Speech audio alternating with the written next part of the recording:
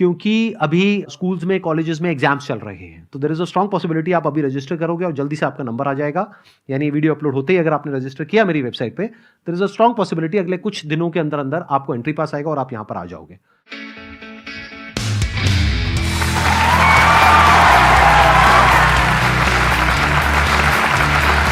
आसान है। Please have a seat, बैठिए। आज का जो सेशन है ये अभी तक मेरे जितने भी सेशंस हुए हैं उससे बिल्कुल डिफरेंट होने वाला है। मेरे को अभी कुछ दिन पहले थॉट आया कि क्या हो अगर मैं एक लाइव प्रॉब्लम सॉल्विंग सेशन करूं और जिसका कि नाम हो प्रॉब्लम सॉल्विंग मैराथन। यानी लंबा सेशन हो, जैसे मेरे सेशंस यूजुअली होते हैं 15 से 20 मिनट के। क्या हो अगर 1 घंटे से ऊपर का सेशन है और उसमें नॉन स्टॉप एक के बाद एक रियल प्रॉब्लम्स को हम डिस्कस करें। यानी कि आप में से ही कुछ लोग अपनी लाइफ की रियल जो प्रॉब्लम्स आप फेस कर रहे हैं और कैमरे में शेयर करने में कंफर्टेबल हैं। समझ गए ना? हाँ, ऐसा ना हो कि रिश्ता टूट जाए या कुछ। थोड़ा सोच समझ करके, संभल करके। कैमरास लगे हुए हैं, वीडियो ये अपलोड होने वाली है यूट्यूब पे, तो तभी अपनी प्रॉब्लम शेयर करनी है जब आपको कोई दिक्कत नहीं है उसको पब्लिकली शेयर करने में। अगर दिक्कत है तो प्लीज मत करिएगा, नहीं तो आपके लिए प्रॉब्लम हो जाएगी। बाकी जो देख रहे होंगे उनको तो बड़ा मजा आएगा, लेकिन आपका काम हो जाएगा। तो आप प्लीज तभी अपनी प्रॉब्लम शेयर करिएगा, यानी तभी अपना हाथ ऊपर करिएगा जब आपके पास में जेन्युइनली एक प्रॉब्लम है जिसको आप एक्सप्लेन करेंगे। पहले मैं अच्छे से समझूंगा उस प्रॉब्लम को, फिर हम लाइव आपकी जो प्रॉब्लम है उसका सॉल्यूशन निकालने की कोशिश करेंगे। यानी कि मैं एक पर्सपेक्टिव दूंगा, मैं आपको बताऊंगा नहीं कि क्या करना है क्या नहीं करना है। मैं सिर्फ ये बताऊंगा कि अगर मैं आपकी जगह उस सिचुएशन में हूं तो मैं क्या करूंगा। तो आप चाहे यहां पर बैठे हो चाहे वीडियो में देख रहे हो, इससे आपको बहुत कुछ सीखने को मिलेगा। सिर्फ ये नहीं कि एक पर्टिकुलर प्रॉब्लम को कैसे सॉल्व करते हैं, बल्कि ये कि एक प्रॉब्लम को सॉल्व कैसे करते हैं। कौन है आप में से जो अपनी प्रॉब्लम यहां पर लाइव शेयर करने के लिए तैयार है? आई हैव अ प्रॉब्लम जिससे शायद सब लोग ही रिलेट करें कि हमारी लाइफ में कुछ ऐसा फेज़ आता है कि जब हम लोग बहुत खुश होते हैं, है ना, जब सारी चीज़ें सही चल रही होती हैं, पर फिर भी कहीं ना कहीं हम उस पल में खुद को काफ़ी अकेला पाते हैं। जैसे कि if I am with you और I am with one of my friend, तो कभी कभी ऐसा होता है कि हमें समझ नहीं आता कि अंदर से क्या कमी रह गई है, कि we are not happy, that we are present there but we are not happy. तो सर मेरी प्रॉब्लम तो ये है। प्रॉब्लम्स 2 तरह की होती है। एक होती है फिजिकल, यानी कि अगर आप कहते हैं फाइनेंशियल प्रॉब्लम है तो हम अलग तरीके से इस प्रॉब्लम को अप्रोच करते हैं। आप कहते हैं फिजिकल प्रॉब्लम है यानी कि हेल्थ से रिलेटेड प्रॉब्लम है तो हम अलग तरीके से अप्रोच करते हैं। बट आप क्या कह रहे हो, सब कुछ परफेक्ट है तब भी अंदर से खुशी नहीं है, तो ये प्रॉब्लम क्या हुई? Mental problem. इसको हम साइकोलॉजिकल प्रॉब्लम बोल सकते हैं। बट इसको हम ये नहीं कह सकते कि मेंटली ये कोई बीमारी है या कोई इलनेस है। ये एक ऐसी प्रॉब्लम है जिसको राइट अंडरस्टैंडिंग से अभी इमीडिएटली ठीक किया जा सकता है। मतलब इसके लिए हमको कोई दवाई खाने की जरूरत नहीं है, इसके लिए हमको किसी डॉक्टर के पास जाने की जरूरत नहीं है, सिर्फ अपनी अंडरस्टैंडिंग को ठीक करना है। प्रॉब्लम की जड़ को पकड़ते हैं, क्या है? एक प्रॉब्लम की जड़ ये है कि आपके अंदर डर है कि अगर ये मूवमेंट चला गया तो क्या होगा। तो अपनी लाइफ को ऐसे जीना शुरू करो कि गुजरे हुए कल में मत जियो, आने वाले कल में मत जियो, अभी जो चल रहा है उसमें जियो। उसमें जो कुछ अच्छा है उसको देखने की कोशिश करो। अपनी जो way of looking at life है उसको इस तरीके से बनाओ कि अभी आपकी लाइफ में जो कुछ सही चल रहा है उधर आपका ध्यान होना चाहिए। इसके लिए बहुत एफर्ट लगेगा क्योंकि ऐसी हमारी प्रोग्रामिंग नहीं है। हमारे आसपास में लोगों की बिल्कुल भी नहीं है। जॉब लगती बाद में, पहले घर वालों को टेंशन हो, बेटे चली गई तो इतनी दूर जाना। नहीं, हमें भी होती है टेंशन, है ना? जरा सा कुछ अच्छा होने लग जाता है, अरे अरे अरे कहीं ये ना हो जाए, कहीं वो गड़बड़ ना हो जाए, ये ना हो जाए। तो पहला तो इसका सोल्यूशन ये है कि खुद को इतना कैपेबल बना लो कि आपके अंदर से ये जो डर है ना ये पूरी तरह से निकल जाए। जो इंसान कैपेबल नहीं होता है उसके अंदर हमेशा डर रहता है। जैसे फॉर एग्जांपल आपकी लाइफ में सब कुछ अच्छा चल रहा है, मान लेते हैं फाइनेंशियली, तो डर किसके अंदर होगा? जिसको ये पता है कि आज अगर मेरे को इस जॉब से निकाल दिया तो कल मैं कहीं का नहीं रहूंगा या कहीं की नहीं रहूंगी, उसके अंदर डर है। तो सब कुछ सही होने के बाद भी वो कभी रिलैक्स नहीं रह पाएगा। बट जिसके अंदर ये है कि अगर मेरे को इस जॉब से निकाल दिया तो इस कंपनी का नुकसान है, मेरे को तो इससे लाख गुना बेटर जॉब मिलनी ही मिलनी है, क्योंकि मेरे को पता है अगले 10 साल बाद मैं क्या करने वाला हूं, खुद के लिए भी और जिस कंपनी में मैं काम करूंगा या करूंगी उसके लिए भी। तो जिसके पास में ये विजन होती है वो कभी डरता नहीं है, डरती नहीं है। That is 1। 2, अपना जो नजरिया है वो ऐसा रखो कि लाइफ में जो कुछ सही हो रहा है उसके लिए डेली सुबह और रात को सोने से पहले you must have a feeling of gratitude in your heart. And ये अपने आप नहीं आने वाला, इट्स लाइक अ प्रैक्टिस जिसको आपको डेवलप करना पड़ेगा। जैसे एक्सरसाइज अपने आप नहीं हो जाती है। एक्सरसाइज के लिए एक रूटीन बनाना पड़ता है, जो बनाना बहुत ही मुश्किल होता है शुरू में, बाद में जब बन जाता है तो फिर वो आसान हो जाता है। तो ऐसे ही ये जो डेली सुबह उठ करके अपने दिल में एक ग्रैटिट्यूड का भाव, मतलब अपने दिल में एक thankfulness to the universe, to your parents, या जो भी कुछ आपके साथ में अच्छा हो रहा है, to health, to this breath जो चल रही है बिना किसी रुकावट के, to your eyes, to your ears, to your hands, legs, whatever, जो भी कुछ सही है। मैं ज्यादा नहीं कहता, आप 21 दिन भी प्रैक्टिस करके देख लो, बहुत आसान है। यूट्यूब पे आप जाओगे, सीधा डालना ग्रैटिट्यूड अफर्मेशंस, तो बहुत सारी अफर्मेशंस आ जाएंगी, कुछ हिंदी में है, कुछ इंग्लिश में है, तो उसको आप सुन सकते हो। मेरी भी अफर्मेशंस है, एक मॉर्निंग की है, एक नाइट की है, उसको आप सुनो। ज्यादा नहीं कह रहा, 21 दिन तक सुनो, देखो मेजर चेंज आएगा हैप्पीनेस क्वोशिएंट में। सीधा सा फंडा है, गार्बेज इन गार्बेज आउट। जब भी आप दुखी हो रहे हो, आप समझ जाओ आप कुछ ना कुछ गड़बड़ कर रहे हो, उल्टी सीधी कोई वेब सीरीज देख रहे हो। मैं बता रहा हूं आपको, और फिर सवाल पूछ रहे हो कि खुशी क्यों नहीं है जिंदगी में। अरे भाई, ज़ॉम्बीज़ की सीरीज देख रहे हो आप, तो उसके यहां से खून निकल रहा है, चारों तरफ खून खच्चर हुआ पड़ा है, और आप कह रहे हो रात को ऐसे सपने क्यों आ रहे हैं। अरे जो देखोगे वही तो सपने आएंगे। तो happiness is an outcome of the kind of actions that you are taking, the kind of thoughts that you are having. तो उसके लिए एफर्ट करना पड़ेगा। I hope you got the answer. Thank you sir. Let's give a big round of applause for her. Sir मेरा question यही है कि अब क्या है कि मैं यूपीएससी की प्रिपरेशन कर रहा हूँ। मैं जैसलमेर राजस्थान से हूँ वैसे, लेकिन वहाँ से यहाँ पे आके मैं अब जैसे प्रिपरेशन कर रहा हूँ, तो मेरे को क्या है कि जैसे ही मतलब सोचता हूँ कि साथ आपके जैसी वीडियो देखे या जितनी भी मतलब मोटिवेशन एक बार तो मिल जाता है, लेकिन मतलब 7-8 दिन के बाद में मतलब ऐसा लगने लगता है कि अब बहुत हो गया, अब इसको छोड़ देते हैं। मतलब कई बार तो ऐसा भी लगा कि यार घर भागने का भी मन किया। उसके बाद में फिर भी दोबारा कंसिस्टेंसी बना के फिर वही सोच के फिर दोबारा उसी पे काम करना। तो सर कैसे, मतलब मैं और मेंटली इतना ज़्यादा प्रेशर होता है कि अब सर दोबारा इसको कभी नहीं कर पाएंगे। तो सर कोई सॉल्यूशन? देखो, प्रॉब्लम को आराम से समझते हैं कि अभी आप यूपीएससी का एग्जामिनेशन क्रैक करने की कोशिश कर रहे हो, जहाँ पे कंपटीशन बहुत ज़्यादा है। जी सर। और आपको ये बात पता है बड़े अच्छे से। आसान है सर, तभी तो। तब आसान है, मतलब आसान है को हर जगह चेप दोगे। हाँ सर, वो तो अरे ना भाई, एक मिनट रुको, कहाँ से आसान है, बहुत मुश्किल है। आप ये बताओ, आपने एफर्ट में कोई कमी डाली? नहीं सर, कोई कमी नहीं रखी, पूरा एफर्ट किया था दबा के। तो आप कह रहे हो एफर्ट आपने पूरा किया, अब देखना ये है कि रिजल्ट क्या आया, उसको मेजर करना होगा। अगर तो वहां पे माइनर डेविएशन है, यानी आपको ये कॉन्फिडेंस आ रहा है कि सेकंड बार में मैं कर लूंगा, ये जो डिफरेंस है उसको अचीव कर लूंगा, तब तो फिर उसको करने का सेंस बनता है। लेकिन आप मान लो अगर उसको क्वालिफाई करने के लिए स्कोर चाहिए एक्स, और अभी उस एक्स से आप बहुत दूर हो, तो फिर आपको बैठ करके ठंडे दिमाग से सोचना होगा कि क्या ये करियर मेरे लिए ठीक है या नहीं है। ठीक है सर। मिल गया आंसर? मिल गया सर। क्या मिल गया? अब जैसे मतलब जैसे मैं 50% से लैग कर रहा हूँ अगर, तो फिर मेरे को मतलब दोबारा सोचना चाहिए है कि ये करियर मेरे लिए ठीक है या नहीं है। अगर मैं उसमें थोड़ा ही लैग कर रहा हूँ, जैसे 5-6 मार्क्स ही अगर लैग कर रहा हूँ, तो मेरे को मतलब दोबारा उसको दबा के फिर वो कंसिस्टेंसी के साथ उसको करना है। फिर सर आसान है। Big round of applause. Sir मेरा इशू है कि sir I am also an UPSC aspirant. तो सर जब शुरू किया था तब बहुत जोश था, इवन मैंने अपना फर्स्ट अटेम्प्ट नहीं दिया है, बट स्टिल सर अब I am an like social person. तो जब यहाँ सर मैं इनिशियली आई थी तो आई एम लाइक कि मैंने सोच रखा था कि I will not interact that much to everyone, क्योंकि अगर मैंने इंटरेक्शन शुरू किया तो I will get social and I will lag in my studies. Sir initially sir सब सही चल रहा था कि like I was very good लेकिन स्टडीज़, पर अब सर जैसे जैसे मैं सोशलाइज हो गई हूँ, आई एम हैविंग फ्रेंड्स, तो सर ऐसा लग रहा है कि sir I am just going deep into that only. और सर कहीं ना कहीं अब मेरे दिमाग में एक सेकंड भी प्लान भी आना शुरू हो गया है। तो सर अब मतलब लाइक दिमाग में लगने लग गया है कि शायद मैंने जो ऑप्शन चूज़ किया है अपने करियर के लिए, तो that is not for me, कि I am not for this. इसके लिए मुझे इतना ज़्यादा मतलब थोड़ा वैसा इंसान होना पड़ेगा कि सिर्फ मैं अपनी स्टडीज़ पे ज़्यादा फोकस करूँ और सोशल ना हूँ ज़्यादा।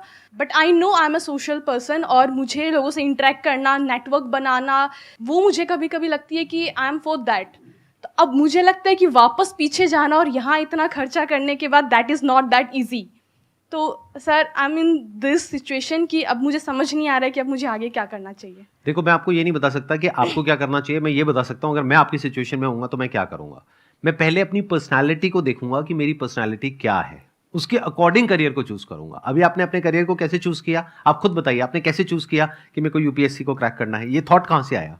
यस YouTube सर, पे? ऑल्दो सर मेरा पूरा फैमिली बैकग्राउंड बिजनेस से, इवन फादर वांटेड कि मैं बिजनेस करूं, but I don't no sir, मैंने एक्चुअली बीच में एनजीओ में वर्क करना शुरू किया था, तो फ्रॉम देयर आई थॉट कि I can do it's like मुझे इसमें भी इंटरेस्ट है, क्योंकि सोशल वर्क लाइक अगर कोई यूपीएससी नहीं भी करना चाहता तो everyone like to do that, but मुझे पता नहीं क्यों वो करने के बाद लगा कि I can do this also and much better for the society. असली सोशल सर्विस होती क्या है, ये हमको कभी किसी ने नहीं सिखाया, लेकिन एक कीड़ा हम सबके अंदर है कि मुझे सोशल सर्विस करनी है या नहीं है? आप में से कितने हैं जो सोसाइटी के लिए कुछ अच्छा करना चाहते हैं? हाथ ऊपर करो। और कितने हैं जो महा गिरे हुए लोग हैं जो कहते हैं कि सोसाइटी की भाड़ में, मेरे को सिर्फ अपने बारे में सोचना है? कोई नहीं है। तो सब अंदर से क्या बनना चाहते हैं? सोसाइटी के लिए कुछ अच्छा करना चाहते हैं। ये कीड़ा हम सबके अंदर है बाय डिफॉल्ट। ऐसा ही हमको सिखाया भी गया है मॉरल साइंस की बुक्स में कि सबके लिए अच्छा करो, ये करो, वो करो। बट एक्चुअल में सोशल सर्विस होती क्या है, ये कभी हम पूछते ही नहीं है, समझते ही नहीं है। ध्यान से सुन लेना इस बात को, अगर समझ गए तो आपकी लाइफ की एक बहुत बड़ी प्रॉब्लम सॉल्व हो जाएगी। बहुत बड़ी, मतलब बहुत बड़ी। क्या एक फ्लावर एक पार्क में है, मान लो गुलाब का फूल है, उसमें से खुशबू आ रही है, वो सोशल सर्विस कर रहा है? नहीं कर रहा है? Yes sir. नहीं कर रहा है। वो क्यों कर रहा है सोशल सर्विस? सोशल सर्विस हो रही है। दोनों में बड़ा फर्क है। उसके होने की वजह से वहां पर खुशबू है उतने दायरे में जहां पर वो है, बट क्या वो सोच करके सोशल सर्विस कर रहा है? क्या वो इसलिए खुशबू फैला रहा है कि लोगों को बड़ा अच्छा लगेगा, लोगों की लाइफ बढ़िया हो जाएगी, लोग रिलैक्स हो जाएंगे? उसको इस सबसे फर्क पड़ता है? तो गुलाब क्या कर रहा है? वो जो है, जैसा है वैसा है, उसके होने की वजह से औरों को बेनिफिट हो रहा है। इस बात को ध्यान से समझ लेना। वो किसी की जैसा बनने की कोशिश नहीं कर रहा है। ये नहीं कि उसके फ्लावर के पास से कोई निकला और वो वहां पर उसने पेड़ के ऊपर देखा कि एक कोयल बैठी है और वो कुछ बोल रही है, गा रही है, व्हाटएवर, और उसने देखा कि लोग उसकी तारीफ कर रहे हैं और उस फ्लावर ने कहा मेरे को कोयल बनना है। ऐसा तो नहीं है ना? तो फ्लावर क्या कर रहा है? बस वो जो कर वो कुछ भी नहीं कर रहा है। वो जैसा है सो है। कोयल क्या कर रही है? किसके जैसा बन रही है? जैसी है सो है, बट उसके होने की वजह से सोशल सर्विस हो रही है। ध्यान से सुन लेना, मेरी इस बात को समझ लेना। ये जो ठेकेदार होते हैं ना सोसाइटी के, इनसे खतरनाक लोग कोई नहीं होते हैं। आप लोगों को ये बातें समझ नहीं आएंगी। मैं हर तरह के आदमी से मिला हूं, आदमी, औरत, व्हाटएवर, तो मुझे पता है अंदर से कैसे होते हैं। तो कभी ठेका मत लो सोसाइटी का। Look at your life, look at your personality. What kind of a person are you? जैसे अभी आपने बोला कि मेरे को लोगों से बात करना अच्छा लगता है, लोगों से इंटरेक्ट करना अच्छा लगता है, तो अगर आपका करियर ऐसा ही हो जहां पर कि आप लोगों से बात कर सको, इंटरेक्ट कर सको, और उसके लिए जो तैयारी करनी है उस करियर के लिए उसमें भी कुछ ऐसा ही हो, तो बढ़िया हो गई लाइफ। Yes sir. आपकी जो मेन प्रॉब्लम है वो ये है कि अब मैं क्या करूं? क्या मैं इसको छोड़ दूं? या छोड़ने के क्या रेपरकशंस है? दुनिया बोलेगी, बाहर में गई दुनिया, बोलने दो। क्योंकि अगर अभी नहीं छोड़ा और 4 साल बाद छोड़ा तो दुनिया और बोलेगी। सर अभी भी छोड़ना मुश्किल है। अभी छोड़ना अगर मुश्किल है, अभी तक कितने अटेम्प्ट दे चुके हो आप? सर ये मेरा फर्स्ट होगा, बट मैंने अपना साल पूरा निकाला दिया है। तो अभी 1 ही साल हुआ है ना? हाँ, पर सर मेरी तैयारी ऑलमोस्ट लाइक मैंने कर नहीं तो अभी मत छोड़ो ना, दे करके छोड़ो ना। जब एग्जाम दे दोगे और रिजल्ट आएगा तो वो रिजल्ट आपके घर वालों के सामने होगा, तो जब वो देखेंगे वो खुद ही कहेंगे छोड़ दो। आप खुद क्यों छोड़ते हो? उन्हीं को बोलो ना कि बेटे रहने दे, तुझसे ना हो पाएगा, व्हाटएवर। फिर आपके लिए रास्ता खुलेगा एक दूसरा। देखो, थोड़ा सा दिमाग लगाना सीखो लाइफ में ना, चाणक्य नीति को सीखो। साम दाम दंड भेद, मतलब हर तरह के नुस्खे हमको आने चाहिए, क्योंकि अभी आप बीच में छोड़ दोगे तो पूरी जिंदगी भर के लिए ठप्पा लग जाएगा। थोड़ा सा ही टाइम रह गया ना, खत्म कर लो, एग्जाम दे दो, मार्क्स आ जाएंगे, जो होगा वो सामने आ जाएगा। सर वही ऐसा लगता है ना फिर कि सेकंड ऑप्शन भी नहीं हुआ तो मतलब फिर जो हम सोच रहे हैं कि प्लान बी हमारा ये होगा, कल को वो भी नहीं हुआ तो। हाँ, 1 मिनट, स्टेप बाय स्टेप आगे बढ़ो। देखो अब क्या हो रहा है, अभी आप क्या कर रहे हो, आप एक प्रॉब्लम को और कॉम्प्लिकेट कर रहे हो। करियर चूज कैसे किया? सर आसपास देख के। आसपास देख करके कुछ भी अच्छा लगा, बस अट्रैक्ट हो गए और उसकी तरफ वो कर दिया। और वो भी जब कुछ और देखते हो तो कुछ और माइंड में आने लग जाता है। Yes sir. जैसे अभी किसी को देखा तो यूपीएससी का माइंड में आ गया, फिर शार्क टैंक देखा तो बिजनेस का माइंड में आ गया। ऐसा होता है नहीं होता है? तो वो माइंड जो है वो इधर उधर छलांगे मारता रहता है। क्यों? क्योंकि हमें क्लैरिटी नहीं है कि हम जो कर रहे हैं वो कर क्यों रहे हैं। किसी को देख करके कर रहे हैं, वो जो मैंने अभी थोड़ी देर पहले एग्जांपल दिया था फ्लावर वाला और वो जो कोयल वाला जो एग्जांपल था, कि हम किसी को देख करके कुछ बनने की कोशिश कर रहे हैं। क्या कभी भी फ्लावर कोयल बन पाएगा? अगर वो बनने निकल गया तो नो सर। मे भी शायद बन जाए लेकिन उसके लिए पता नहीं कितना एफर्ट करना पड़ेगा। तो वो हो गया एक मुश्किल रास्ता। आसान रास्ता क्या है कि फ्लावर बनने के लिए जो करना चाहिए वो सब उसके अंदर है, तो वो बड़े आराम से बन सकता है, एफर्टलेसली बन सकता है। तो आपका जो बेसिक नेचर है उसको पहले एनालाइज करो, समझो। अब कैसे समझ आएगा? You always fall back on to that basic nature of yours. It keeps pulling you from within all the time. उससे रिलेटेड देखो क्या क्या करियर्स है, उसको चूज करो। आसान नहीं हो गया। जैसे फॉर एग्जाम्पल कोई इंसान बहुत ही क्रिएटिव है, रोज सुबह वो इंसान उठता है और उसके माइंड में कोई अजीब से आइडियाज आ रहे होते हैं। ऐसे इंसान के लिए क्या यूपीएससी अच्छा ऑप्शन है, बुरा ऑप्शन है, या बहुत बुरा ऑप्शन है? बहुत बुरा। क्योंकि यूपीएससी को क्रैक करने के लिए क्या चाहिए? एक ऐसा माइंड चाहिए जो वन पॉइंटेड हो, रेजर शार्प फोकस चाहिए कुछ सालों तक। ऐसा माइंड नहीं चाहिए जो रोज सुबह कुछ और ही इमेजिनेशन में चला जाए। तो अगर किसी का ऐसा माइंड है, मान लेते हैं, हर एक का अलग अलग माइंड होता है, बॉडी माइंड का स्ट्रक्चर होता है। मान लेते हैं किसी का ऐसा माइंड है जो बहुत ही क्रिएटिव है और वो काम ऐसा कर रहा है जो बिल्कुल ही नॉन क्रिएटिव है, जहां पे क्रिएशन का, आर्ट का, डिजाइन का कोई नामो निशान नहीं है। तो क्या वो कभी भी सक्सेसफुल हो पाएगा? और सोचो अगर वो क्रिएटिविटी से रिलेटेड, आर्ट से रिलेटेड, डिजाइन से रिलेटेड कितनी सारी चीजें हैं, उससे रिलेटेड कुछ करे तो कितना आगे जा सकता है, जा सकती है। बस प्रॉब्लम क्या है, यहां पे हम लोगों का दिमाग बंद है, हमारा और हमारे घर वालों का। हमें क्या लगता है यही बस 2-4 करियर ऑप्शन है, इसके बाहर तो सब मरे पड़े हैं, सब भूखे मर रहे हैं और कहीं बाहर कुछ है ही नहीं। ये बहुत ही बेवकूफों वाली अप्रोच है।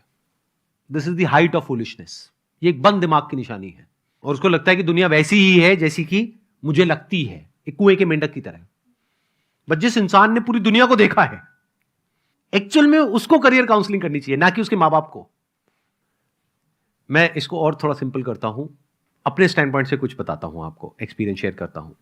एक पॉइंट पे मेरी भी एक तरीके से करियर काउंसलिंग हुई। उसको आप करियर काउंसलिंग भी बोल सकते हो, उसको कंसल्टेंसी भी बोल सकते हो, उसको गाइडेंस भी बोल सकते हो।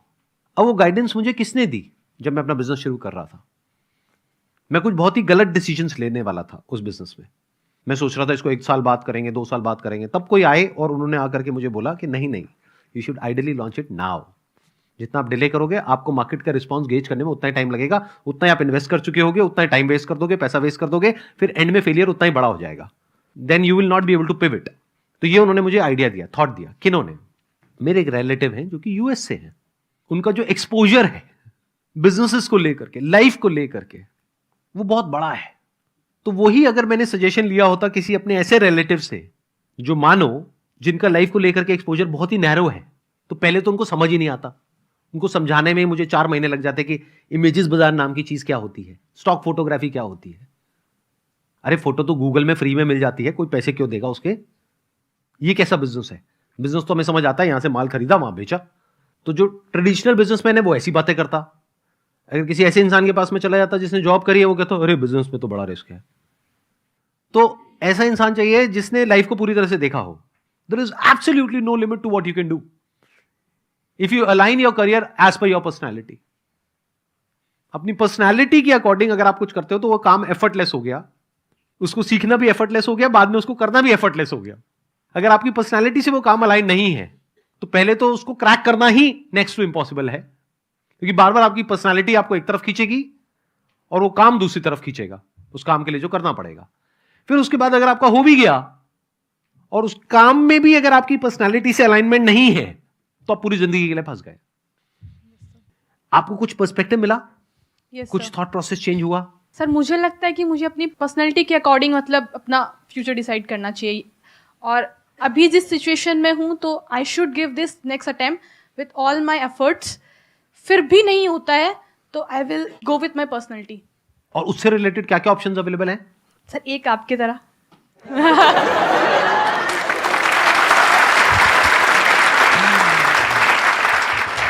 लेकिन याद रखना, ये सिर्फ एक ऑप्शन नहीं है, एक मेरी तरह, बट सर आई वांट ऐसे टू गो फॉर बिजनेस। हजारों लाखों ऑप्शंस हैं। If you want to do business, business में तो अनलिमिटेड ऑप्शंस हैं। बट अगर बिजनेस नहीं भी करते, even if you are doing a job, then also there are multiple options which are there, which are connected to your personality. बस ये याद रखना हमेशा लाइफ में।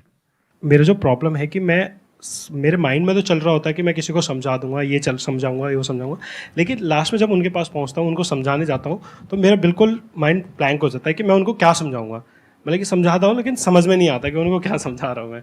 ये एक बहुत इंटरेस्टिंग क्वेश्चन है, क्योंकि नहीं, रुको रुको रुको रुको, यहाँ पे इस क्वेश्चन में मैं कुछ बड़ा मजेदार देख रहा हूँ। आई एम नॉट श्योर आप कैसे देखोगे कैसे नहीं, बट थोड़ा इंटरेस्टिंग तरीके से देखते हैं। हमें ना ये गलतफहमी होती है कि हम किसी को कुछ समझा सकते हैं, नंबर 1। क्योंकि आप लोगों को क्या लगता है कि मुझे ये गलतफहमी है कि आप लोगों को कुछ भी समझ आ रहा है जो मैं बोल रहा हूं।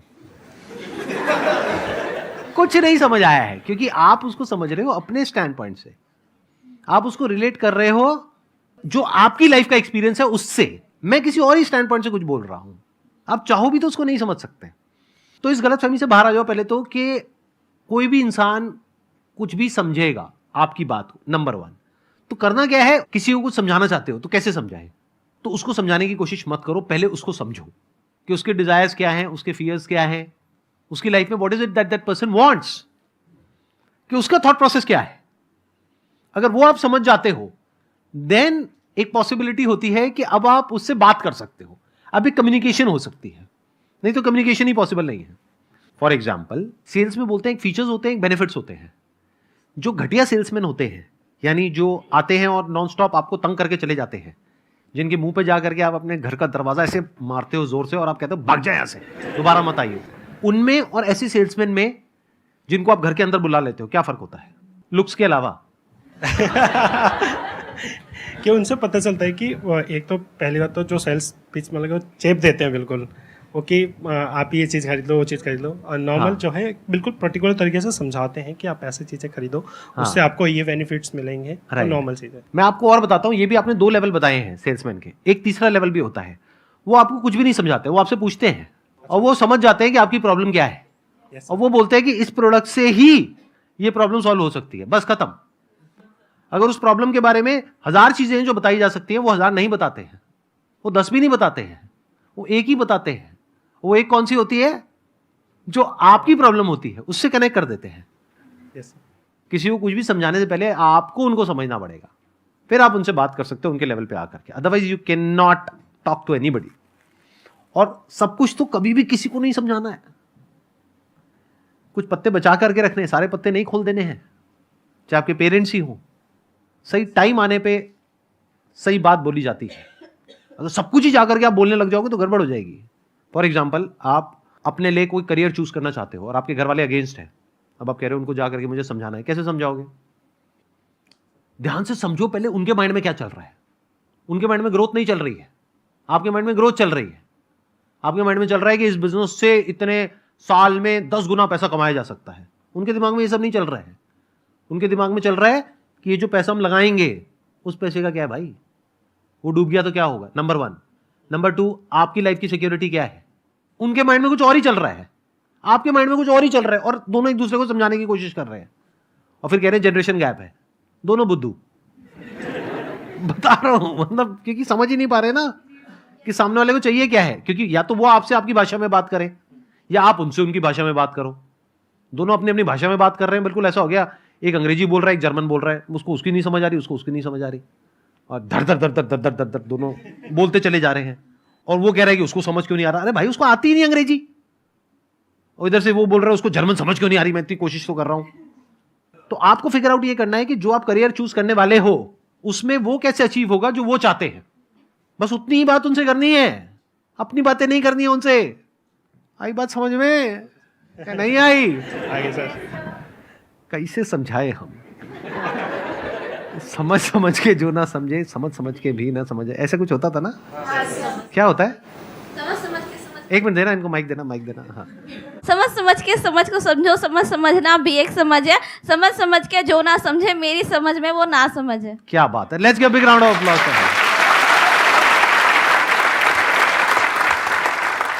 समझ आ गया इन्होंने क्या कहा है?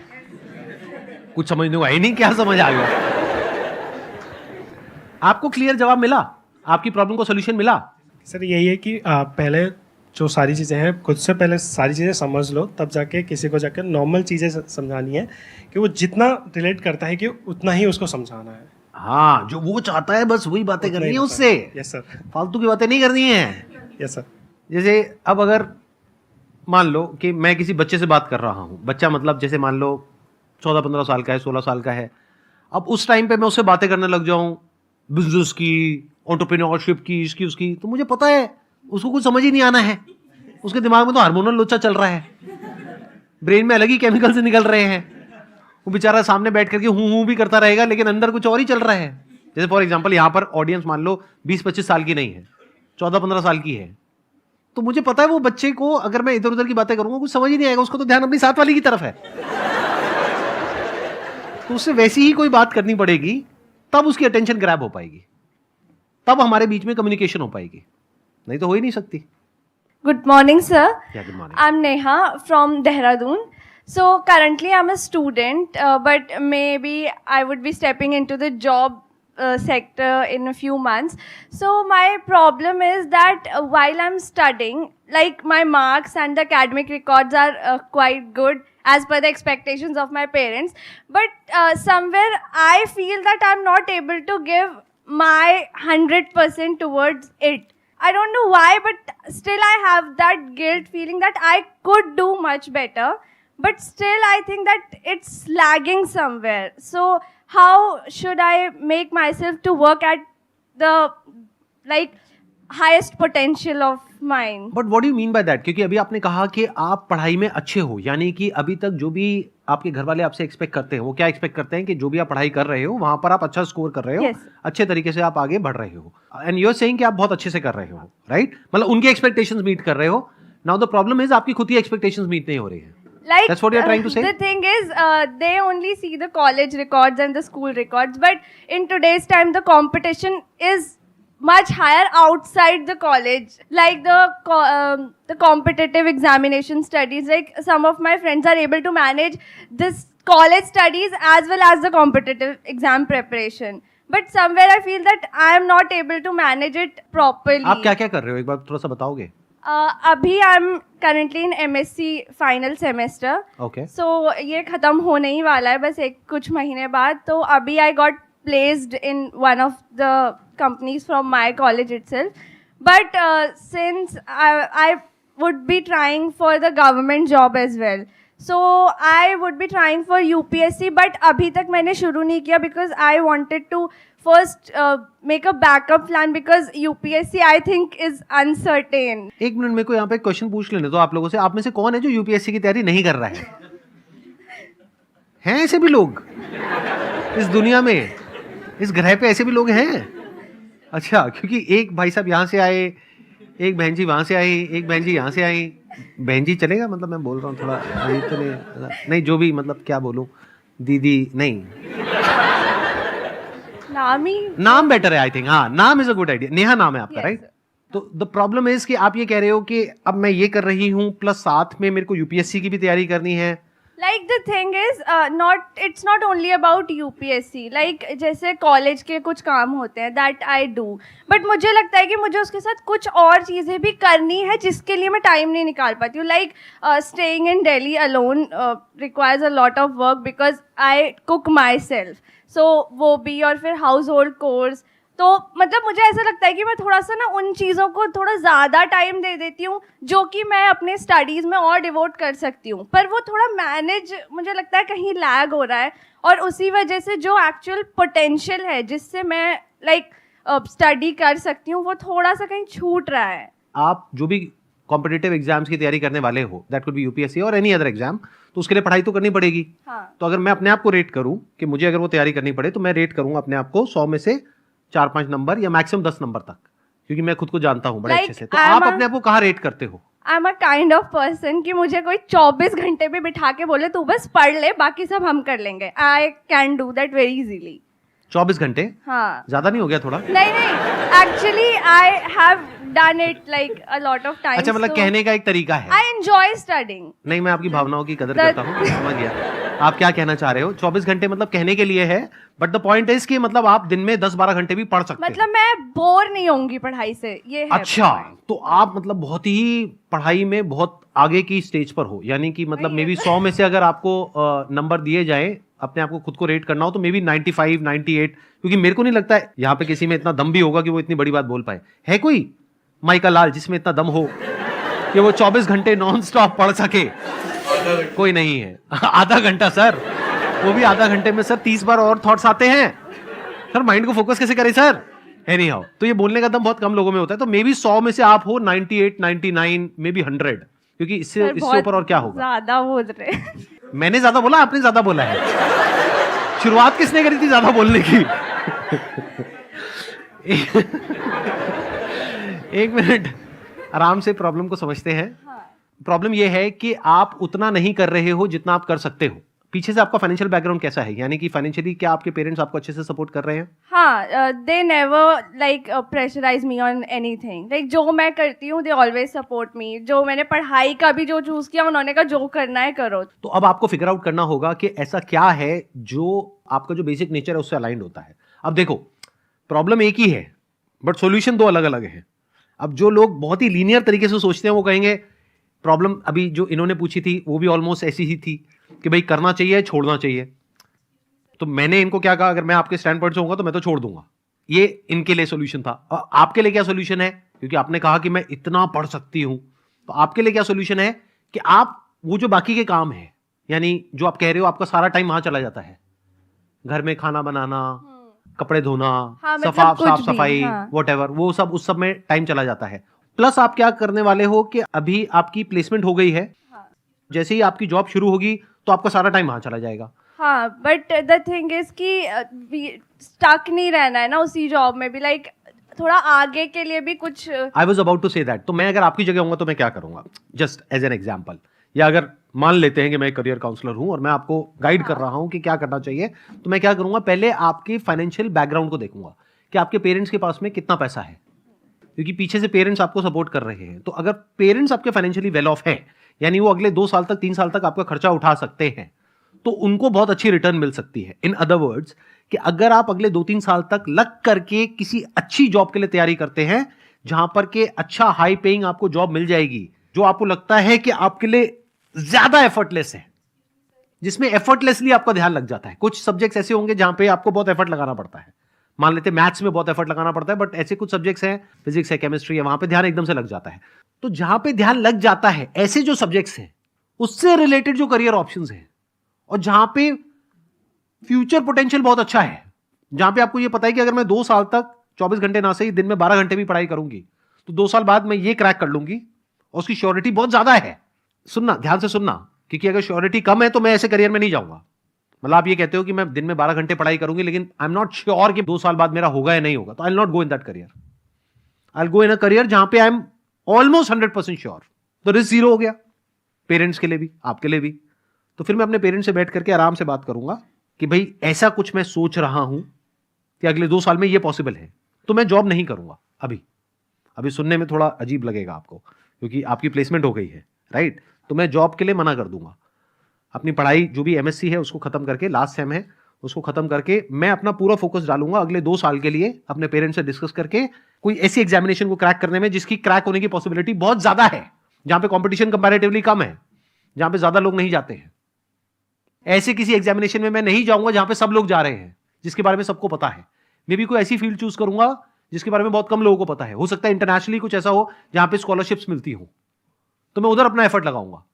जहां पे मेरे को एक बड़ी स्कॉलरशिप मिल जाए, या कुछ बड़ा होने की पॉसिबिलिटी बहुत ज्यादा हो, जहां पे बहुत कम लोग जाते हैं, क्योंकि वो सोचते ही नहीं है इतना बड़ा.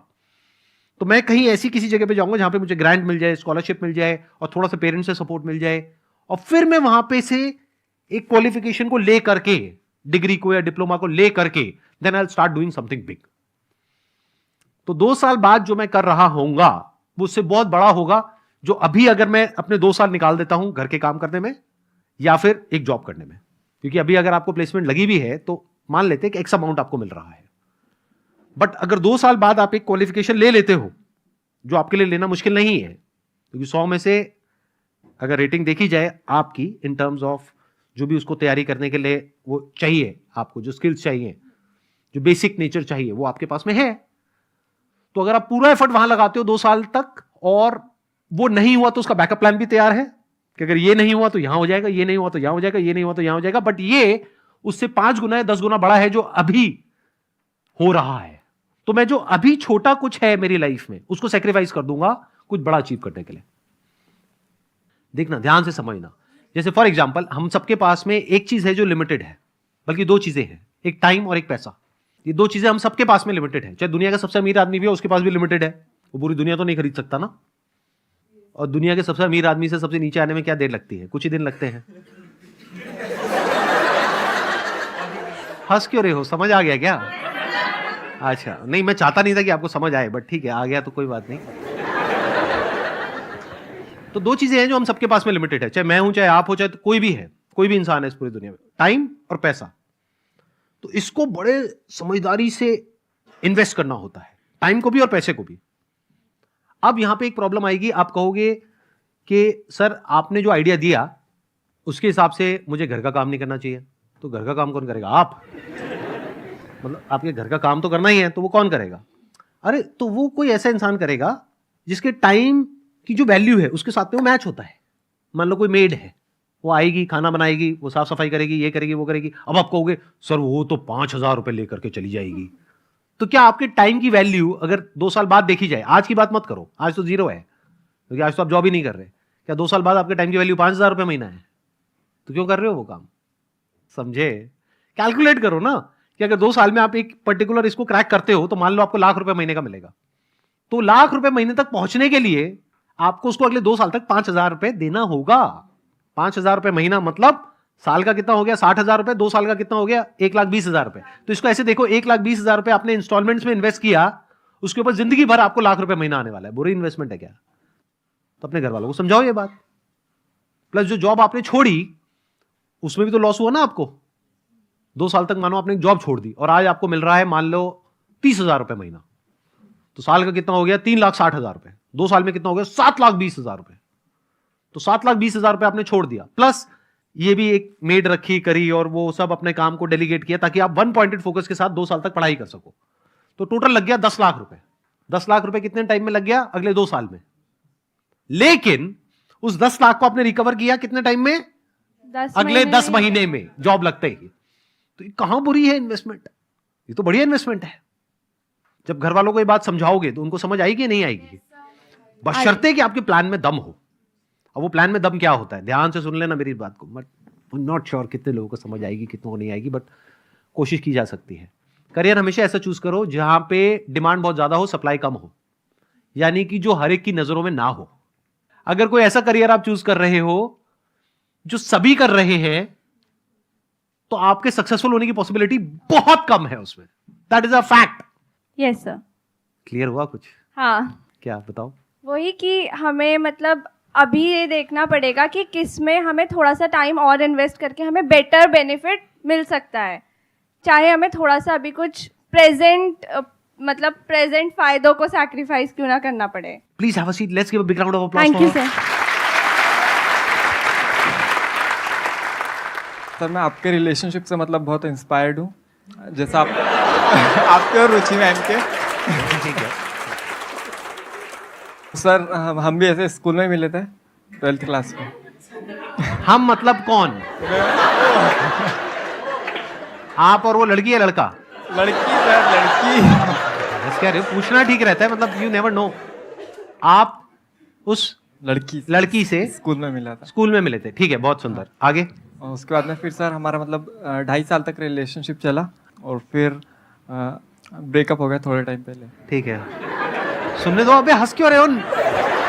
तुम लोगों के अंदर फीलिंग और इमोशंस नाम की चीज है या नहीं है? तो सर मतलब बहुत बढ़िया रिलेशनशिप चल रहा था। शुरू में तो सबका ही बढ़िया चलता है, बढ़िया चला। उसके बाद में फिर प्रॉब्लम शुरू हुई और अब मतलब खत्म हो गया, ब्रेकअप हो गया। हाँ। तो इसमें नई बात क्या है? 99% लोगों का यही होता है, मतलब इसमें नई प्रॉब्लम क्या है? मुझे समझ नहीं आ रही। प्रॉब्लम तो खत्म हो गई ना? प्रॉब्लम तो खत्म हो गई सर, लेकिन हाँ। मूव ऑन नहीं हो पा रहा हूँ ना मैं, मतलब breakup कितने टाइम पहले हुआ ब्रेकअप? 29 अप्रैल को हुआ था इस 2022 में। अभी तक मूव ऑन नहीं हो पा रहे? नहीं तो यहां थोड़ी नजरें दौड़ाओ।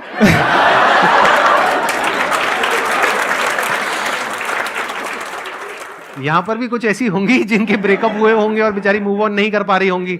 आप उनकी हेल्प करो, वो आपकी हेल्प करेंगी मूव ऑन करने में। हाँ सर, मैंने यही सोचा था, लेकिन फिर बात ये ना, उसके लिए पैसे चाहिए। पैसे क्यों चाहिए? हाँ चलो ठीक है सर, पैसे भी नहीं चाहिए, लेकिन हाँ ठीक है, शक्ल भी चाहिए भाई एक मिनट।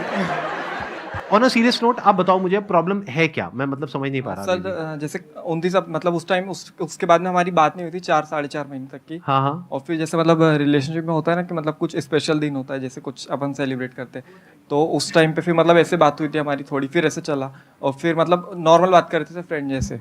तो फिर सर ठीक है, वो सब भी खत्म हो गया, लेकिन मतलब वो झूठ बहुत बोलती थी मेरे से। इसके बाद तो पक्का ब्रेकअप हो जाएगा, हमेशा हमेशा के लिए। ये पार्ट रखे, एडिट कर दें?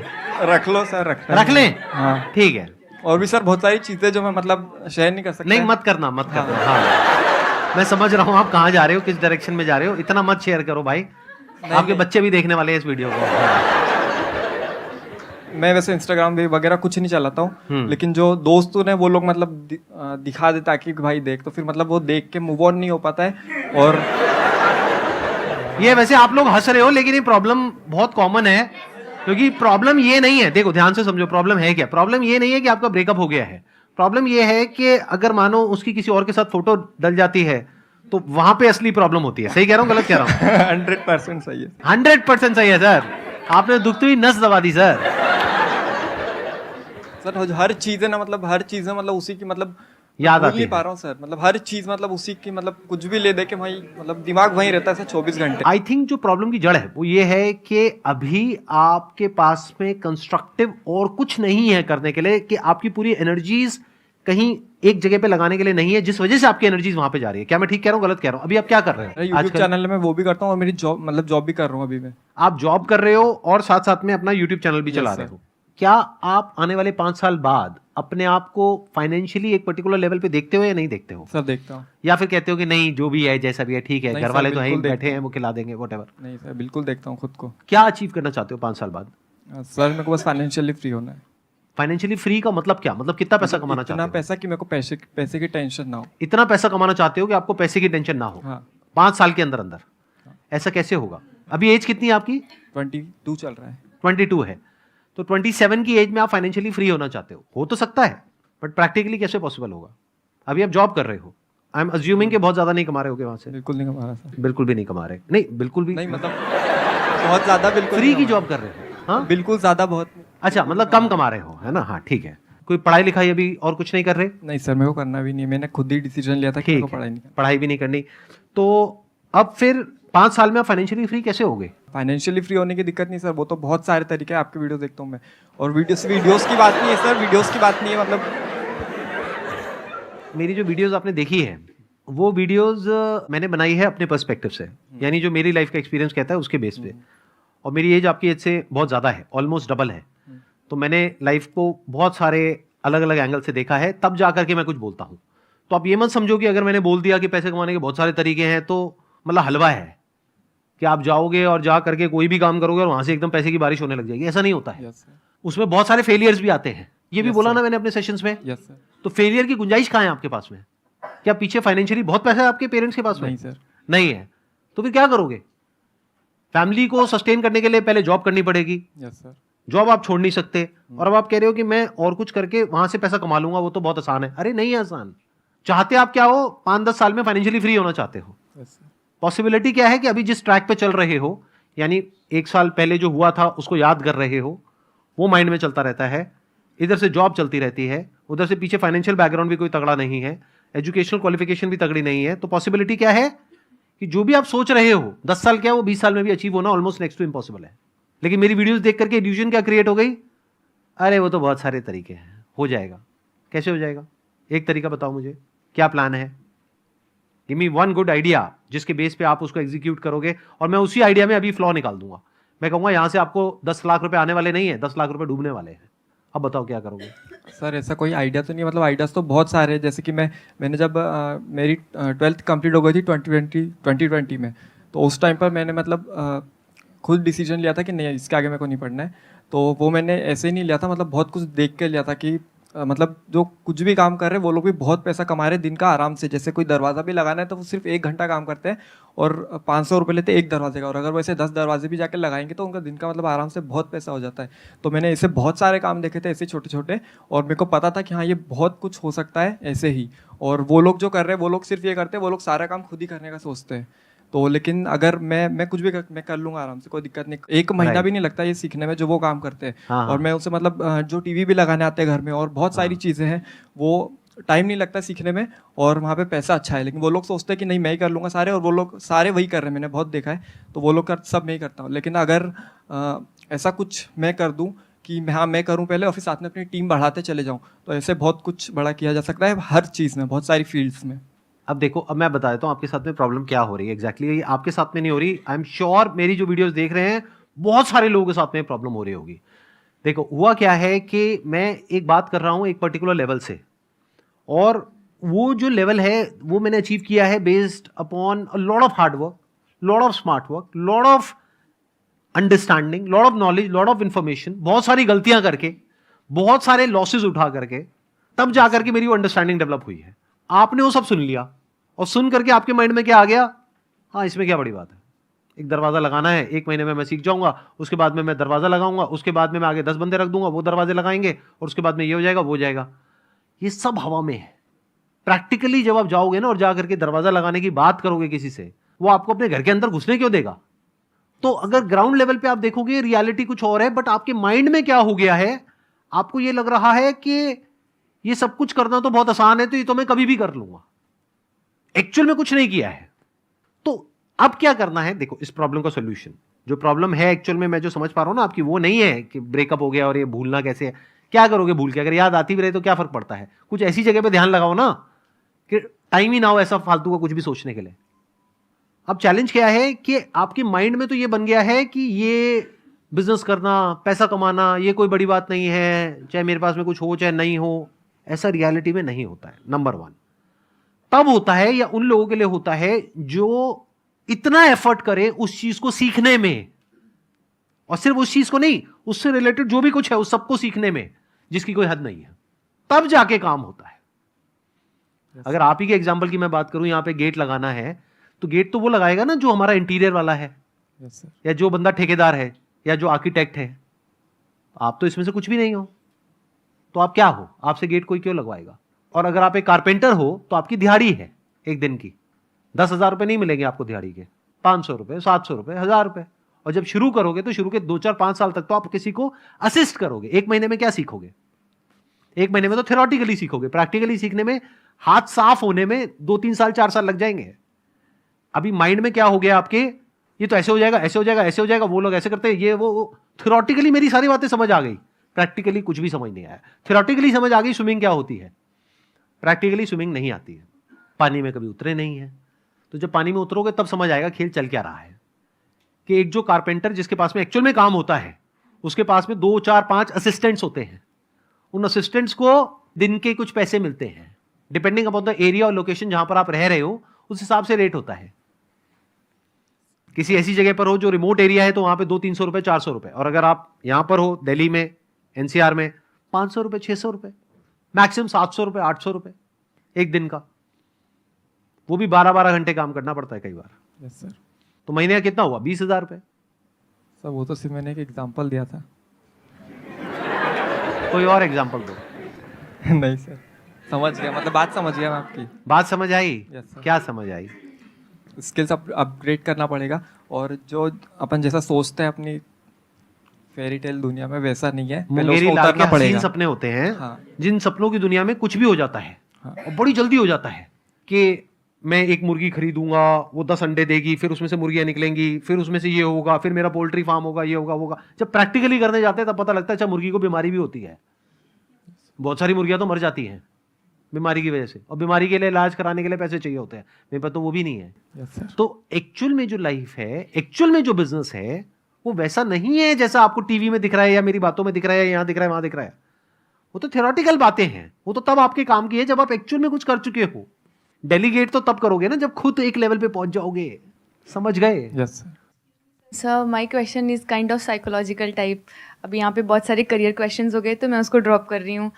सर मेरे साथ ऐसा है कि मेरा क्वेश्चन ये है कि मेरे को ना फियर ऑफ लूजिंग है, और स्पेशल उसका कॉन्टेक्स्ट ये है, मेरा सिबलिंग है, मेरा भैया है। तो अब क्या है कि मैं ना उसके साथ इतना ज़्यादा रहती हूँ, इतना काइंड ऑफ कह सकते हैं डिपेंडेंट है या जो कुछ भी है।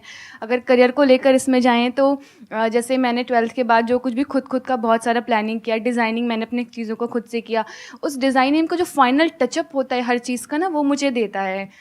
और ये सब बहुत छोटे छोटे एग्जाम्पल्स हैं।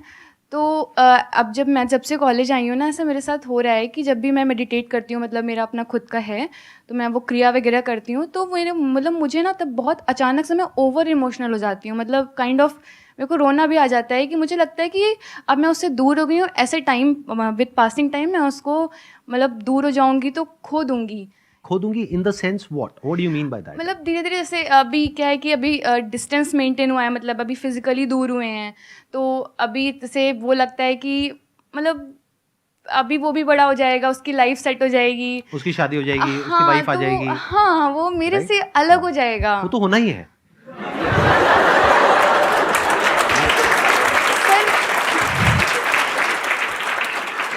साफ कहना सुखी रहना, मतलब वो तो होना ही है, क्योंकि देखो उसकी अपनी लाइफ एक अलग ट्रैक पे निकलेगी। सर वो होना है, वो मैं एक्सेप्ट करती हूँ, राइट। बट ये चीज़ मतलब क्यों ऐसे साइकोलॉजिकली मेरे साथ ये हो रहा है कि मुझे बिल्कुल जब भी मैं हल्का सा भी सोचती हूँ कि वो मेरे से दूर हो जाएगा और उसकी प्रायोरिटी कुछ और भी हो जाएगी, जो कि नेचुरल होनी भी चाहिए, हाँ। वो मुझे एक्सेप्ट है, बट वो चीज़ उन चीज़ को मैं साइकोलॉजिकली एक्सेप्ट नहीं कर पा रही हूँ। मतलब मैं जब भी वो इमेजिनेशन मेरे में आती कि 4 ईयर्स बाद, आफ्टर 5 ईयर्स, मैं कैसे अपने आप को देख रही हूँ, वो कैसे अपने आप को अपनी लाइफ में ग्रो करेगा, मैं कैसे आगे जाऊंगी, तो वो उस चीज से मैं सेपरेट आउट नहीं कर पा रही हूँ खुद को। आपको लग रहा है कि this relationship was so good क्योंकि आपका जो बड़ा भाई है उन्होंने बड़ा आपकी केयर करी होगी, बहुत ध्यान बहुत रखा ज़्यादा, होगा, हमेशा आपको सपोर्ट किया, अनकंडीशनली हमेशा आपके साथ में रहे, तो आपको लग रहा है कि this is the best that a relationship can be, और अगर ये भी नहीं हुआ तो मेरी लाइफ में है क्या। ये फंडामेंटली डीपली हमारे अंदर रूटेड होते हैं, ऐसे जो थॉट्स होते हैं, ऐसे बिलीव्स होते हैं। But all I can say is accept the fact that the future is unknown. Future is unknown. आज आप कितने साल के हो, आपकी एज कितनी है? 20। जब आपकी एज होगी 30, 40, तो क्या उस वक्त आपका जो स्टेट ऑफ माइंड है या जो स्टेट ऑफ लाइफ है, क्या वो सब एग्जैक्ट वैसा ही होगा जैसा अभी है, या सब कुछ बदल गया होगा? सब कुछ बदल जाएगा। कितना बदलेगा? बहुत बदल जाएगा। सब कुछ बदल जाएगा। तो the future is unknown for you. तो जब आपको नहीं पता है और उससे रिलेटेड एक थॉट ही है जो माइंड में आप प्लांट कर सकते हो, तो जब कुछ करना ही है तो कुछ अच्छा ही प्लांट करते हैं ना। सर वो करना है, वो प्लान भी करना है, बट अभी मेरे को ये नहीं समझ आ रहा है कि इसका रूट क्या है, first thing, and second thing how to solve. That is what I am trying to say. देखो, ध्यान से सुनना और ध्यान से समझना। आपकी जो प्रॉब्लम की जड़ है वो क्या है कि आपका जो पास्ट है उसमें जो रिलेशनशिप रही है आपकी आपके भाई के साथ में या पेरेंट्स के साथ में, जो भी रिलेशनशिप रही है वो बहुत अच्छी रही है, तो उसको खोने का डर आपके अंदर पैदा हो रहा है। क्यों? उसकी जड़ क्या है? क्योंकि आपको ये लग रहा है बेस्ड अपॉन योर प्रेजेंट कि मेरा जो फ्यूचर है उसमें जब ये रिलेशनशिप भी नहीं रहेगी तो फ्यूचर में मैं कहीं बिल्कुल ही अकेली ना हो जाऊं। That sense of loneliness, that sense of isolation, that sense of nothingness is there related to the future. तो that's what I am trying to say. ध्यान से सुनना। फ्यूचर से रिलेटेड एक थॉट प्लांट करो अपने माइंड में, अभी की अभी, यहीं की है, कि मुझे नहीं पता फ्यूचर में क्या होने वाला है। सत्य है, किसी को नहीं पता, पर जो भी होगा पास्ट से अच्छा ही होगा, क्योंकि I will be a better person. ये एंड नहीं है, ये बेस्ट नहीं है। ये मुझे अभी तक लग रहा है कि ये मेरा बेस्ट फेज था लाइफ का, but this is not the best phase. My life is going to be much better than this. अभी बहुत सारी ऐसी रिलेशनशिप्स है जो मुझे एक्सप्लोर करनी है फ्यूचर में। My future is going to be 100 times better than my past. I will become a better version of myself in the future. This is a better way to live. Past को आप पकड़ करके बैठे रहोगे तो future में कैसे जाओगे फियरलेसली? वो पास्ट आपको बार बार रोकेगा फ्यूचर में जाने से, क्योंकि फ्यूचर में जब आप जाओगे किसी भी रिलेशनशिप में तो बार बार आप कंपेयर करोगे, प्लस उस वक्त वो भी आपके साथ नहीं होंगे, राइट? उनकी अपनी एक अलग रिलेशनशिप होगी, अलग प्रायोरिटीज होंगी, तो एक तरफ से वो भी नहीं है, दूसरी तरफ से कोई और आया, उसके ऊपर बेचारे के ऊपर प्रेशर आ गया to live up to that level, तो वो भी बेचारा मारा गया, वो भी फंस जाएगा या फंस जाएगी, वॉट जो भी इंसान आएगा आपकी लाइफ में उसके लिए भी प्रॉब्लम। जो पास्ट में वो थे उनके लिए भी प्रॉब्लम, क्योंकि अब वो क्या करें, अब वो बैलेंस नहीं कर पाएंगे। एक तरफ से उनकी अपनी एक अलग प्रायोरिटी होगी, एक तरफ से आप होगे, तो अब वो क्या करेंगे, तो उनके लिए भी कॉम्प्लिकेशन। तो इसका जो सोल्यूशन है वो यही है जो मैं आपको बता रहा हूं। बोलो कि मुझे नहीं पता कल क्या होगा, 10 साल बाद क्या होगा मुझे नहीं पता, but I know it for sure that at 30 years of age my life मतलब it includes everything, financial aspect भी आ गया, रिलेशनशिप्स भी आ गया, फैमिली भी आ गई, ये भी आ गया, वो भी आ गया, it's going to be much better than what it is now, than what it was in the past. उससे बेटर होगा, कैसे होगा मुझे नहीं पता, but it's going to be better, this is a better way to live. और अपने आप को ऐसे बोलो कि वो इससे अलग होगा। अब आप क्या कर रहे हो, रियलिटी के बेस पे बातें बोल रहे हो अपने आप को, नहीं तो क्या आप एक्सपेक्ट करोगे, आपको खुद भी नहीं पता लगेगा, ये बहुत तेजी से होगा। आप ये एक्सपेक्ट करोगे जैसे कोई नया पर्सन आपकी लाइफ में आने वाला होगा तो आप उससे एक्सपेक्ट करोगे, बार बार कंपेयर करोगे उसी केयर से, उसी लव से, उसी अफेक्शन से जो आपको मिला अनकंडीशनली, फिर उसके ऊपर भी प्रेशर क्रिएट होगा और आप बार बार कहोगे कि ये तो दुनिया है ही बेकार। तो अब हो क्या रहा है, एक तरफ से वो भी छूट गए, दूसरी तरफ से कोई नई रिलेशनशिप बनने के लिए स्कोप ही नहीं बाकी रहा। तो इट्स ऑलवेज बेटर यू से कि वो पास था, दैट वाज गुड, ठीक है, उसको याद करो अच्छे से, खुशी खुशी, हाँ बढ़िया था। बहुत लोगों का पास्ट अच्छा नहीं होता है, तो आपका अच्छा गया, बहुत बड़ी बात है। बहुत लोगों के भाई बहन भी अच्छे नहीं होते हैं, राइट? यहां पर कुछ लोग होंगे जो कहेंगे कि मेरा भाई मेरी बहन ही मेरी सबसे बड़ी प्रॉब्लम है, मेरे माँ बाप 24 घंटे उसी से मेरे को कंपेयर करते रहते हैं, है कि नहीं, कि तू निकम्मा है, on the basis of what, कि तेरी बहन ये पता नहीं क्या है। आपको एक अच्छी रिलेशनशिप मिली पास में, दैट इज गुड, बट इसका मतलब ये तो नहीं है ना फ्यूचर में उससे बेटर कुछ नहीं हो सकता है। That is not the peak of a relationship, that is not the peak of love, of affection, of care. उससे बेटर भी तो हो सकता है ना, तो उसके लिए स्कोप छोड़ो ना। स्कोप कब छोड़ पाओगे, जब बोलो कि जो था पास में वो था। प्रेजेंट में मान लो अगर अभी अच्छा नहीं भी है तो my future is definitely going to be better. कैसे होगा I don't know, let me figure it out. Future create होता है जो आप थॉट्स अभी अपने माइंड में प्लांट करते हो उसके बेस पे। दोज आर लाइक सीड्स जो आप प्लांट कर रहे हो फ्यूचर से रिलेटेड। आप बोलोगे जिंदगी झंड है फिर भी घमंड है, तो लाइफ वैसी ही बनती चली जाएगी। आप बहुत सारे लोगों से मिलो जाकर पूछो, हाँ भाई क्या हाल चाल है, कट रही है, क्या कट रही है भाई तेरी। ऐसे लोगों की लाइफ से आप क्या एक्सपेक्ट करते हो, 10 साल बाद उनकी लाइफ कैसी होगी, बढ़िया हो जाएगी एकदम से, कटी जाएगी पूरी तरह से। हमेशा अपने फ्यूचर को अपने हाथ में रखो, even if it's not in your hand in reality. अब ये कॉन्ट्रडिक्शन आएगा यहां पे बहुत बड़ा। आप कहोगे यार दोनों बातें कैसे हो सकती हैं? हो सकती है। एक सत्य क्या है कि फ्यूचर हमारे हाथ में नहीं है, बिल्कुल, कल नहीं पता क्या होने वाला, कल मर जाए तो। दूसरा है कि हो सकता है कल ना भी मरे, मर जाओ तो प्रॉब्लम नहीं है, खेल खत्म। बट अगर नहीं मरे 10 साल तक तो, 20 साल तक तो, 50 साल तक तो, उसको प्लानिंग बोलते हैं, रिटायरमेंट प्लानिंग, फ्यूचर प्लानिंग। समझ गए ना? आप कहते हो अरे कल मर ही जाना है तो क्या फर्क पड़ता है, अच्छा ना उड़ा दो पैसे, खर्च दो, तू खा पी मस्त रहे, ये वो व्हाटएवर। तो ऐसे लोग जब नहीं मरते हैं तो प्रॉब्लम क्रिएट हो जाती है, उनके खुद के लिए भी और उनके घर वालों के लिए भी। अब फ्यूचर में एक तरफ से तो कुछ भी हमारे हाथ में नहीं है, एक तरफ से सब कुछ आपके हाथ में है। दो पॉसिबिलिटी हो गई, एक कि 10 साल बाद, 20 साल बाद, आपकी बात नहीं करता मैं अपनी बात करता हूं, 10 साल बाद, 20 साल बाद मैं जिंदा रहूंगा या नहीं रहूंगा। हो सकता है रहूं, हो सकता है ना रहूं, दोनों पॉसिबिलिटी हो गई ना। तो एक एंगल से देखा जाए, अगर मैं जिंदा नहीं रहूंगा तो वो मेरे हाथ में नहीं है, लेकिन अगर जिंदा रहा तो किसके हाथ में है? तो 100% मेरे हाथ में है। वो कैसे क्रिएट होगा मेरा फ्यूचर 10 साल बाद, 20 साल बाद? जिस तरह से मैं आज सोच रहा हूं, एकदम से थोड़ी टपकेगा फ्यूचर कहीं से। फ्यूचर इस प्रेजेंट से और पास्ट से ही तो निकलेगा। जो मेरा नजरिया है प्रेजेंट को देखने का और पास्ट को देखने का, उसके बेस पे मेरा फ्यूचर क्रिएट होगा, उसके बेस पे मेरे फ्यूचर को प्रेडिक्ट किया जा सकता है। तो एक एंगल से देखा जाए तो फ्यूचर हमारे हाथ में नहीं है, बट एक और एंगल से देखा जाए तो फ्यूचर हमारे हाथ में है। अच्छा, अब एक और interesting layer, this is the last layer of this thing, देखना ध्यान से समझना। कितना परसेंट फ्यूचर आपके हाथ में है और कितना नहीं है? सर 28 20%। मतलब 20% आपके हाथ में है, 80 नहीं है। मेरी अगर आप कैलकुलेशंस देखोगे और समझने की कोशिश करोगे तो 99.99% आपके हाथ में है और 0.01% आपके हाथ में नहीं है, क्योंकि अगर ऐसा नहीं होता तो दुनिया की सारी इंश्योरेंस कंपनीज बंद हो जाती।